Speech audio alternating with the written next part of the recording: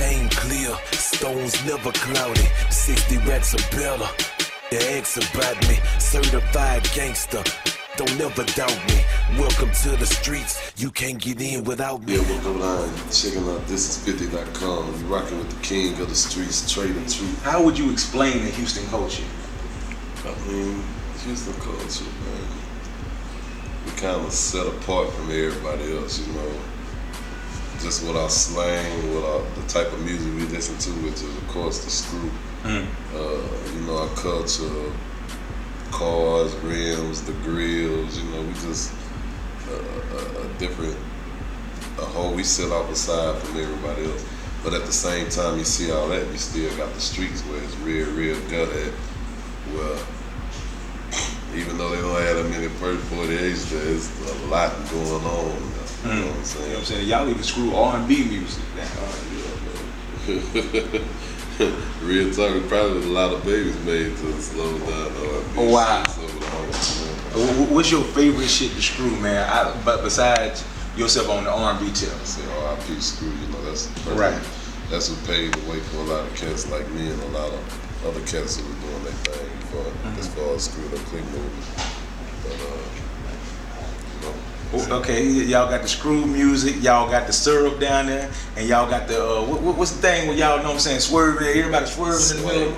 Swagging. Swanging. Yeah, that's what we do, we swang.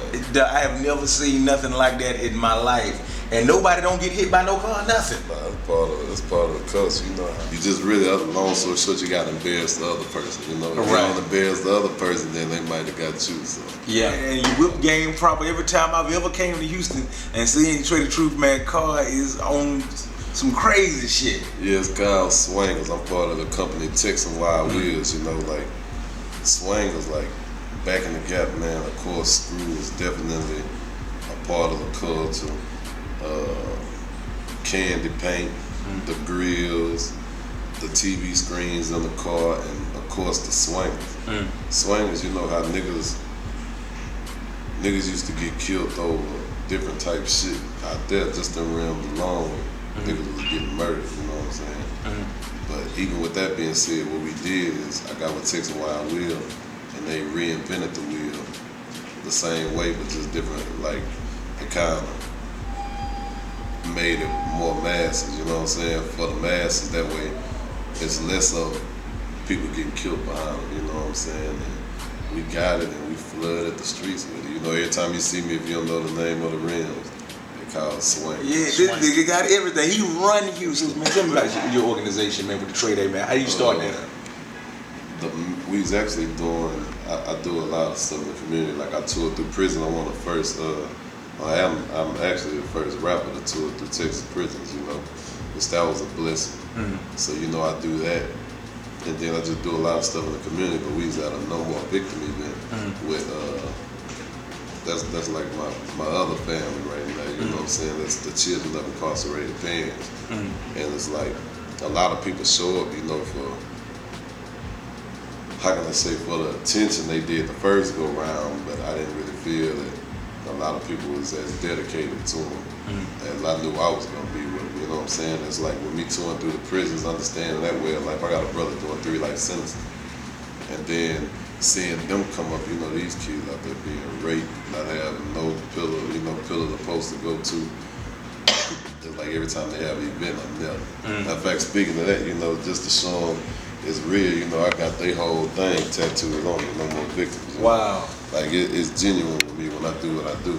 Why is it so important for you to give back to the community and, you know what I'm saying, to the prisons and whatnot, man? I mean, I was about 12 or 13 when my older brother got hit with the first life sentence. So it left me and my little brother J-Tom. And it was like, we was good in the streets. But when shit kind of hit the fan, we didn't really have nobody to go talk to. I mean, nigga, our mama bust her ass to do whatever she could do for us. But you know, us being real niggas, we gonna get out there and try and make our own way. So we don't put the stress on her. Right. But long story short, we didn't really have nobody to call for help, you know what I'm saying, other than turn to the street. And sometimes that's kind of a fucked up feeling. So what I choose to do, knowing I ain't really enjoy that feeling, there's a lot of them coming up that don't have family, You know, I jump out there to be their big homie so they could reach out to me whenever, you know. Fuck the fact I rap, fuck the fact you might see my video, any of that, you know what I'm saying? First and foremost, I'm your homie. You know, you come out of me, even if it's gonna be some G shit about to be applied in the streets, you know, just come out of me, you know, I'm gonna tell you right from wrong. That's on you which direction you decide to go, but at least you do know somebody out there who care, tell you, look, you might bump your head this time, homie. At the end of the day, if you gotta do what you gotta do it this way, you feel? Right. Was it always a dream for you to be a cartoon character, dog? Man, it's crazy. The homie JS, he had actually did a cartoon. I think it was Welcome to the South. He had me, a whole bunch of South artists, G's and T.I., I mean, a whole bunch of people. So what we did was, I was a fan of him after I seen that. And he actually was a fan of my music, so we ended up linking up one day, and he felt like, man, your music ain't getting heard enough, we need to find something. And I was like, felt the same way with the cartoon. From that, we linked up and shit. It's been on and running since. You know, we got episodes sitting up right now, so it's episodes on deck. Back. Yeah. Nah, I'm thinking about trying to do an album with me and JS for this cartoon stuff for the iPhone, man. I just be having so much shit going that my hardest thing is making sure I have somebody to run all this shit, man, because at the same time I be in these streets 24/7. So. Hey man, but this is what it's all about, man. It's all about that you can't ban the truth. And that's what the move is right now. You can't ban the truth. Now tell us about it. Can't ban the truth for those who don't understand how serious this shit is, man. September 28th, the CD is gonna be a movie from beginning to end.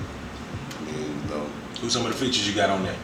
Most definitely, I got Lupe Fiasco, I got Young Money, Pimp C, I got Pimp C Mama. When you hear Pimp C Mama speak, I promise you it's gonna touch close to home. And other than that, I really ain't got too many features, man, because it's like... You're trying to focus on your situation. That, and a lot of people turned. You know, the radio shook a lot of people up, so it's like... I feel like if it comes to a point where it's like that, then we don't need to rock together. I just need to do what I do best and get out here and handle it. So, you know. Why you hate on me, man? Because I got the Billy on swangs? Well, I'm going to tell you like this. I'm about to take off this chain. And when I come back over here in a second, I want you to talk to me like you talking right now. No, nigga, where you going? You checking out Thisis50.com. You rocking with the king of the streets, Trae Tha Truth.